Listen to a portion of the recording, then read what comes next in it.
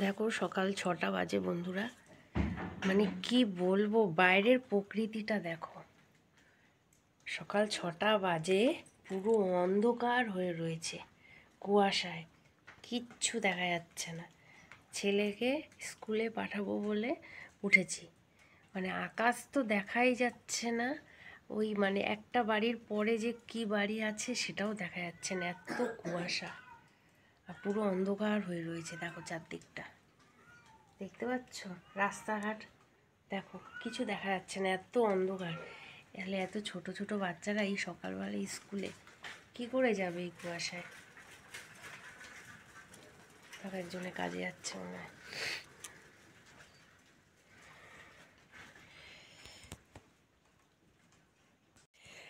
ঠান্ডাও যেমন পড়েছে বাবা। উঠেছি 6টা বাজে, তো দেখালাম এত কুয়াশা, আর বলার মতো না। বাইরে ওই যে ছেলে ঘুমাচ্ছে এখনো, বাচ্চা মানুষ উঠতে চায় না সকালবেলা। এখন টেনে টুনে উঠিয়ে ওকে স্কুল ড্রেস পরিয়ে রেডি করব।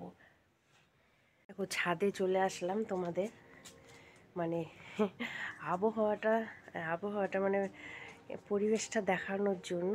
দেখেছো কি কুয়াশা পড়েছে, কিচ্ছু দেখা যাচ্ছে না, শুধু পাশের বাড়িটাই দেখতে পাচ্ছি, আর কিচ্ছু দেখতে পাচ্ছি না। দেখো কিচ্ছু দেখা যাচ্ছে না, এত কুয়াশা।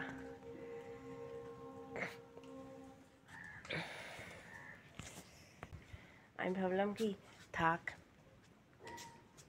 এত তাড়াতাড়ি উঠবে না, টেনে টুনে ওঠানোর দরকার নেই। টোটোওয়ালা মানে ও আসবে না এত সকালে, কারণ জানে কোনো বাচ্চা কাচ্চারা উঠিনি।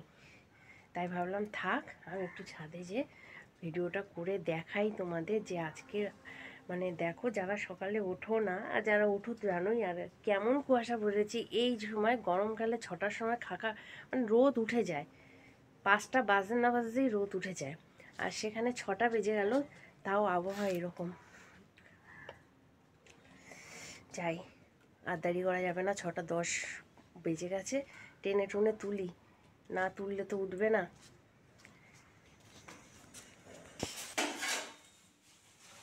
ভাবছি ছেলেটা ঘুমাচ্ছে যখন ঘুমাক, এপাশে রান্নাটা চাপিয়ে দিয়ে, রান্নাও করতে হবে বর, কারণ 7টার সময় বেরিয়ে যায়। তাই দেখো জল মানে ভাত বসিয়ে দিয়েছি, আর এদিকে লাউ এনেছে কালকে, লাউটা কাটছি, ভাবছি লাউ দিয়ে ডাল করব। সকালে কোনো রকম ভাত ডাল একটা ভাজা, এখন তো আমাদের আমিষ খাওয়া নিষেধ, আমাদের অসুস্থ চলছে, না হলে একটা ডিমের অমলেট ভাজা ডাল করে দেওয়া হয় ভাত। তা এখন সকালকে ডাকছি, ও উঠতেই যাচ্ছে না।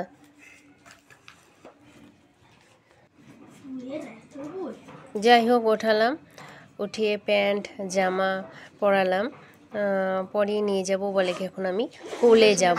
তা যাই হোক এত বড় ছেলেকে কোলে উঠিয়ে নিয়ে যাচ্ছি দাঁত মাজাতে।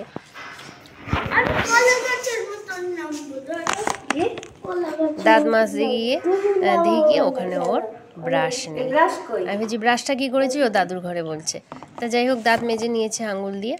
আর এদিকে ভাবছি সকালবেলা যাবে, তাই একটু কমপ্ল্যান গরম জল দিয়ে, কমপ্ল্যান আর বিস্কুট দিয়ে সকালবেলা ওকে খাইয়ে দিলাম। আর কমপ্ল্যানটা শেষ হয়ে গেছে, আরেকটা কমপ্ল্যানের প্যাকেট রয়েছে, কোটোটা ফাঁকা হয়ে গেছে, তাই কোটোটার মধ্যে ও কমপ্ল্যানের প্যাকেটটা মানে ঢেলে নিলাম কমপ্ল্যানটা। ওইদিকে দেখো সামনে দিয়েছি খেতে, আর ওইদিকে ও মোবাইলই টিপে যাচ্ছে। সকালবেলা ঘুম থেকে উঠেই মোবাইল না দেখলে ও সারা দিনটা যেন চলেই না।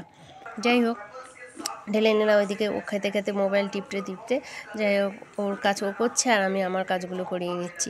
আর এদিকে টোটোওয়ালাও চলে আসবে, তাড়াহুড়ো করছি, মাথাটা আশ্রয় দিলাম। টোটোওয়ালা চলে এসছে, আর নিচেও আমি নেমে গেলাম, নেমে এই যে গেট খুলছি।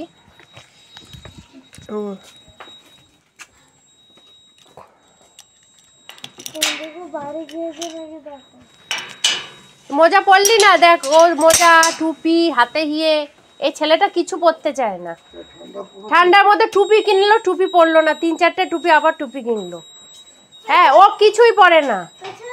হ্যাঁ দেখ ওই দেখ নাকে ঢুকে, এত যা ঠান্ডা, পেছনে টুপি হয়েছে। আর এইটা চড়বে আর দেখবি হাওয়া লাগবে কেমন। ও যেটা নেই সেটা কেন, ওটা এমনি রুমাল বেঁধেছে। হ্যাঁ টুপিটাও কানে দে, সব কিছুতে ওই ফাঁকা থাকলেও এখানে দড়ি বাঁধতে হয়।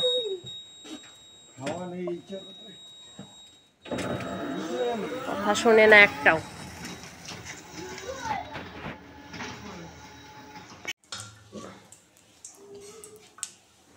এখন 10টা সাড়ে 10টা বাজে। একটুখানি ওকে স্কুলে পাঠিয়ে আমি আবার 1 ঘন্টা ঘুমিয়ে নিয়েছি। বড় চলে গেছে কাজে, তা উঠে যেই সকালবেলা ডালটা সেদ্ধ করা ছিল সেই ডালটা আমি ফোড়ন দিয়ে দিলাম। বর আবার ফোড়ন দেওয়া ডাল ভালো মানে নিয়ে যায় না, ও সেদ্ধ ডালটাই পছন্দ করে। তা যাই হোক, ছেলে স্কুল থেকেও চলে এসেছে, সাড়ে 10টা বাজে। তা ওর জন্য একটু আলু ভাজছি। সকালবেলা ও ডাল আর আলু ভাজা দিয়ে ভাত খাবে। আজকে করব ডাল, করব আলু ভাজা করলাম, আর এই বেগুন ভাজা করছি, আর এইদিকে সোয়াবিন বসিয়েছি দেখো সেদ্ধ। সোয়াবিন দিয়ে পেঁপে আলু দিয়ে একটু মাখা মাখা তরকারি করব।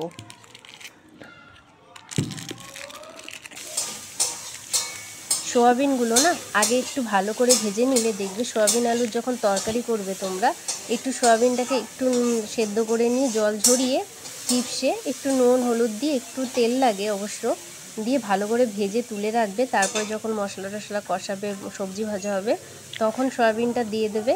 দেখবে সেই সয়াবিনের তরকারিটা খেতে স্বাদই আলাদা। দেখো বেগুনগুলো লাল লাল করে ভেজে নিয়েছি, আর এইদিকে এই যে পেঁপে আর আলু কেটে রেখেছি। সয়াবিনটা ভিজে তুলে নেওয়ার পর ওগুলো দিয়ে এইবার এই সবজিগুলোকে ভালো করে ভেজে নেব। যাই হোক, এখানে রান্নাটা হতে থাকুক।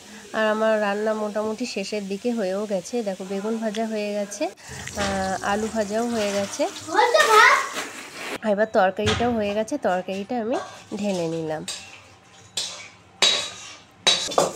আর রান্নাঘরের কাজ কমপ্লিট। রান্না করা মানেই কমপ্লিট না, কমপ্লিট মুখে বললেও কমপ্লিট না। রান্নাঘরে রান্নার পর অনেক কাজ থাকে। বাসনগুলোকে আমি এক এক করে মেজে নিচ্ছি, এবং বাসনগুলো মাজার পর গ্যাসটাও মুছে নেব।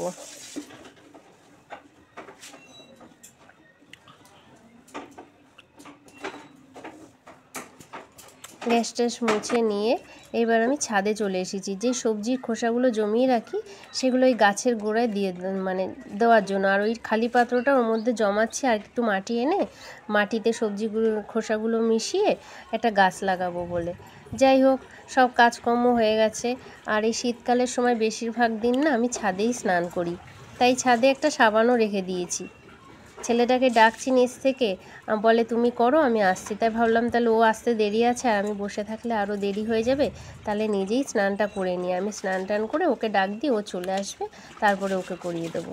তা যাই হোক, ছাদে একটু রোদের মধ্যে জানো তো স্নান করলে, অনেকেই আছো জানি যাদের এরকম কল আছে বা ছাদে জলের ব্যবস্থা আছে, তারা শীতকালে রোদে স্নান করতে আরাম লাগে। বাথরুমের মধ্যে যেন বেশি ঠান্ডা লাগে, কিন্তু যে একটু খোলা জায়গায় স্নান করতে মেয়ে ছেলেদের একটু অসুবিধাই হয়। বাথরুমে যেমন সুবিধা, একটু খোলা জায়গা অসুবিধা হয়। কিন্তু কি করব, শীতের হাত থেকে বাঁচার জন্য মাঝে মাঝে আমি ছাদেই স্নান করে নিই। তা আমার মানে স্নান করা হয়ে গেছে। যাই এবার ছাদে জামা কাপড় আছে, জামা কাপড় বদল করে নিয়ে ওই জামা কাপড়গুলো ভালো করে ধুয়ে নিলাম। তা বন্ধুরা, ভিডিও বা ব্লগটা এখানেই শেষ করছি, আর বাড়ালাম না।